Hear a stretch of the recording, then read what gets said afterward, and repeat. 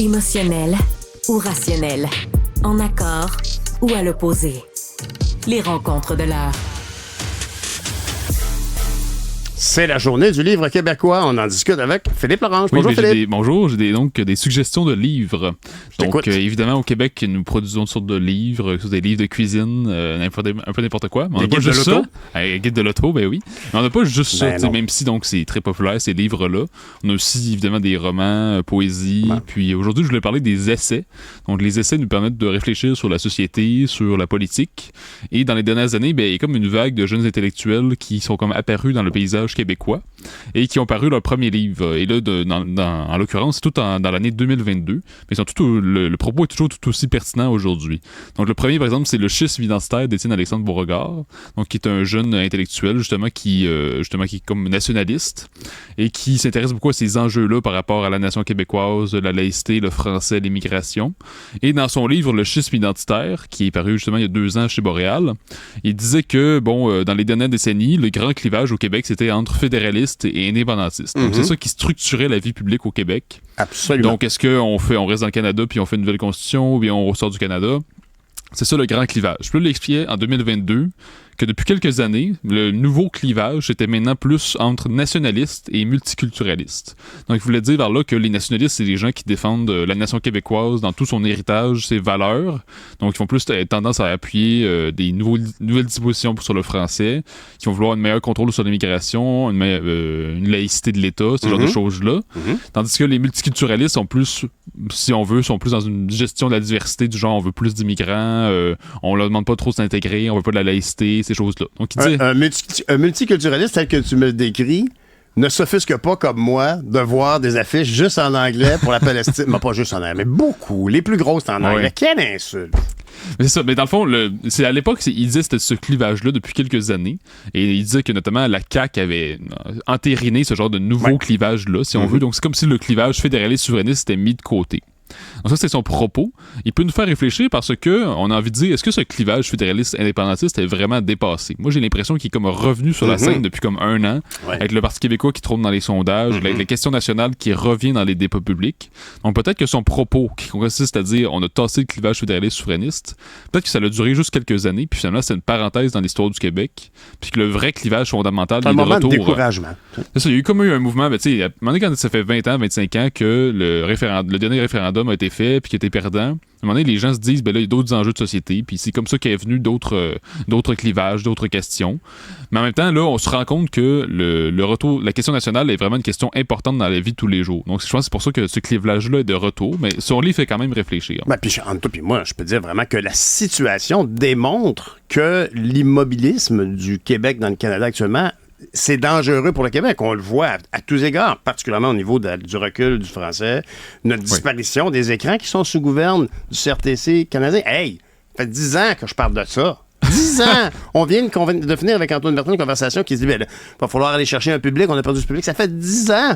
Ben, imagine en 10 ans comment on en perd du monde. On en perd des jeunes qui écoutent d'autres choses que du contenu. C'est correct d'écouter d'autres choses. On n'a pas besoin d'écouter juste la Sainte Bible, le petit catéchèse.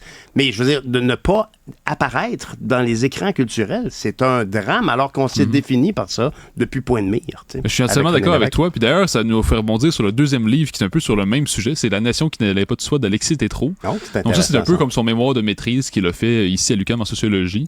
Et ce qu'il montre dans son livre, c'est que le Québec, comment il a traversé l'histoire, malgré le fait qu'il a été conquis, colonisé, ce qu'il montre que dans ce qu'on appelle la mythologie politique, donc autrement dit, la manière de se concevoir en politique pour un peuple, il dit, la manière dont les Québécois ont réussi à traverser l'histoire, c'est en se représentant comme une minorité vulnérable qui doit se constituer en bloc majoritaire pour faire face à ses adversaires, si on veut.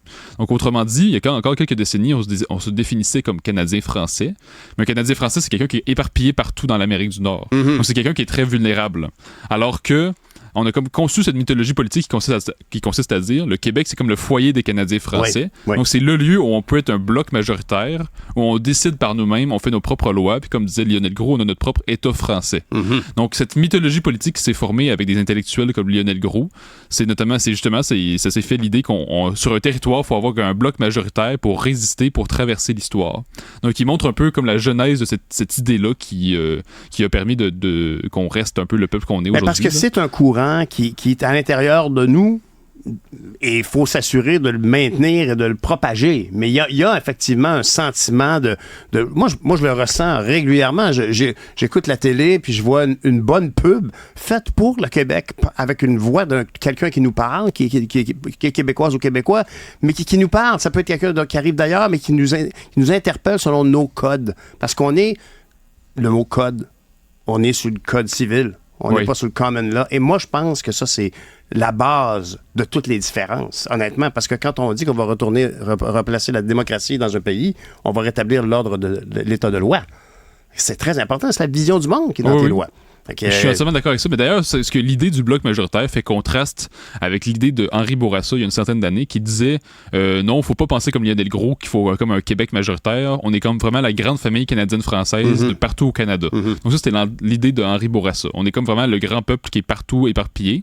Mais Lionel Gros disait non, il faut vraiment qu'on se concentre sur le Québec, le foyer des Canadiens français, puis qu'on concentre nos énergies là-dedans. Puis je pense que, c'est ça, au fil des décennies, c'est l'idée de Gros qui a comme dominé l'élite politique, l'élite intellectuelle, et je pense que c'était une bonne chose parce que comme ça nous a amené vers la Révolution tranquille, vers un État québécois plus fort. Donc on voit que les grands débats intellectuels ont des conséquences concrètes dans la vie politique puis dans la vie de tous les jours, finalement. Tu as tout à fait raison. Ça. Et donc, un troisième livre, oui. Oui, un dernier livre de David Santorasa, donc qui a fait beaucoup de ventes quand même, c'est La pensée woke. Alors souvent, on entend ce mot-là un peu partout, puis il y a des gens qui se posent des questions, qu'est-ce que ça veut dire ce mot-là? Et donc, là, lui... on définissons woke. Mais là, c'est ça. Donc, qu'est-ce qu'on entend par là? Moi, en tout cas, ma propre définition, ce serait tout simplement que le wokisme, c'est des combats pour la justice sociale qui sont comme allés trop loin, qui ont comme tourné au vinaigre. Donc, au départ, c'est comme c'est l'équité, les droits, le droit des minorités, des femmes, tout ça, l'antiracisme. Mais là, c'est comme les woke qui poussent ça comme à la nitro. Puis ils nous disent, là, c'est pas juste qu'il faut combattre le racisme, c'est que tout le monde est raciste sans le savoir. Il y a du suprémacisme blanc dans toutes les sociétés occidentales, qui est comme partout. Mais tu penses pas que c'est un concept? Moi, personnellement, pour moi, là, il y a plein de liens avec ce que je disais sur les affiches en anglais pour la cause palestinienne à la fierté. C'est-à-dire que on amène un enjeu de l'extérieur. Le wokisme vient du fait, êtes-vous éveillé? Êtes-vous conscient de ce racisme intégré dans la société américaine à la base? Exactement. C'est ça, là. Je dis pas que ça n'existe pas ici, mais quand on ne tient pas compte qu'on vit au Québec, à Montréal, dans une ville francophone, puis qu'on dit « Free Palestine » dans une parade de la fierté, est-ce que tu sais que tu es au Québec?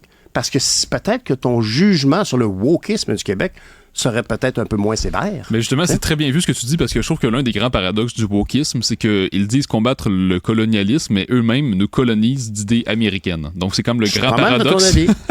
Et justement, c'est quand même fou, parce que justement, comme tu dis, l'idée qu'il y aurait du racisme partout, je peux comprendre jusqu'à un certain point dans la société américaine. Ça existe encore pas mal, mais dans la situation québécoise, c'est complètement autre chose. C'est différent. Et là, c'est différent comme ça. C'est que les distinctions ne sont pas faites. Et même moi, je me souviens, il y a 2 ans, j'avais un de mes derniers cours de maîtrise à l'UQAM. Puis il y avait un Français qui nous présentait comme sa thèse qu'il était en train de faire. Puis là, il nous dit qu'il fait ça sur le suprémacisme blanc. Puis là, la manière qu'il en parle, c'est comme si tous les Blancs étaient suprémacistes. Puis là, à la fin de sa présentation, je lui dis, selon vous, est-ce que le Québec, c'est une société suprémaciste blanche? Et il me répond, oui. Oui, c'est une société suprémaciste blanche, absolument. Connaissait-il le Québec? Je pense que non, pas du tout. En fait, c'est clair que non, en fait, là, parce qu'il faut vraiment rien connaître du tout sur nous autres. Et c'est ce que montre David Santorasa, c'est que parfois, il y a des gens qui sont woke, qui vont dire non, je suis pas woke, c'est exagéré de dire ça. Mais il a analysé concrètement des films, des livres qui ont été produits par des intellectuels québécois qui qualifient de woke, et il montre pourquoi c'est contradictoire, pourquoi ça va trop loin, pourquoi ça correspond pas justement à notre réalité historique, à notre réalité sociologique également. Donc, il montre à quel point ça va simplement trop loin, ce mouvement de pensée-là. Moi, j'avoue que j'ai de la misère avec l'utilisation du mot woke. Dans la mesure où tu te réclames d'être woke ou tu es contre les woke, c'est comme, regarde, on peut-tu être progressiste, ouvert et lucide, s'il vous plaît? Écoute, des belles suggestions de lecture pour le livre québécois aujourd'hui. Merci, Philippe. Merci, bonne journée.